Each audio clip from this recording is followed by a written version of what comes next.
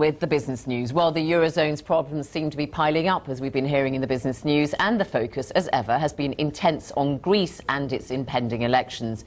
Once again, questions are being raised about how viable the Greek economy is.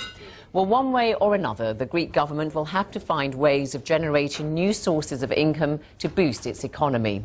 Greece earns most of its revenue from tourism, which accounts for 40% of its GDP. But what about other parts of the private sector? Well, I'm joined here in the studio by Greek businesswoman and financier Mareva Grabowski.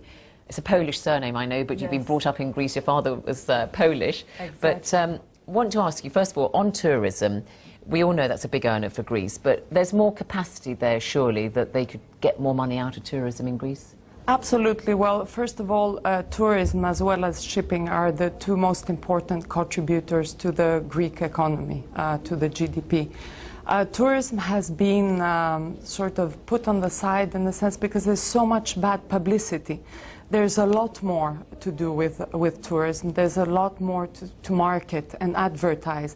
But unfortunately, there's such bad publicity about Greece that tourists are unlikely to be coming to a country where predominantly... So there's no point doing anything there, building new hotels or whatever? No, there are tons of hotels that have the capacity, that are up to a very good level, very good standards, very good service. But unfortunately, you know, with such bad publicity, nobody wants to come. But so put that to one side then. So yeah, what about other parts of the private sector? There are other sectors that have been sort of dormant because we've been concentrating primarily on tourism and shipping as the large contributors to GDP. But there are export-oriented sectors, such as agriculture, that hasn't been really focused on in the past years, because mainly everybody was supposed to look at a job in the civil service. This was the young people's dream. It's the biggest employer, isn't it? It's the biggest employer. But now that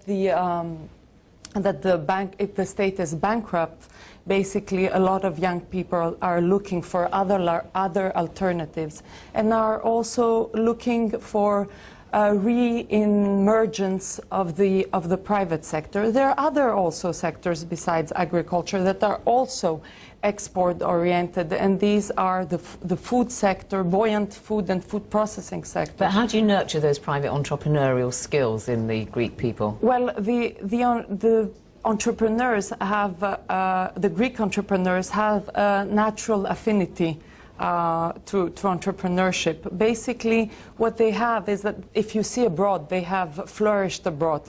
But business is not, the environment was not conducive to entrepreneurship all these years. I mean, if your dream job is in the civil service, and if the state is the most important part in developing business, they didn't really pay attention to their skills. But now things have changed in Greece. There is a change in the last year.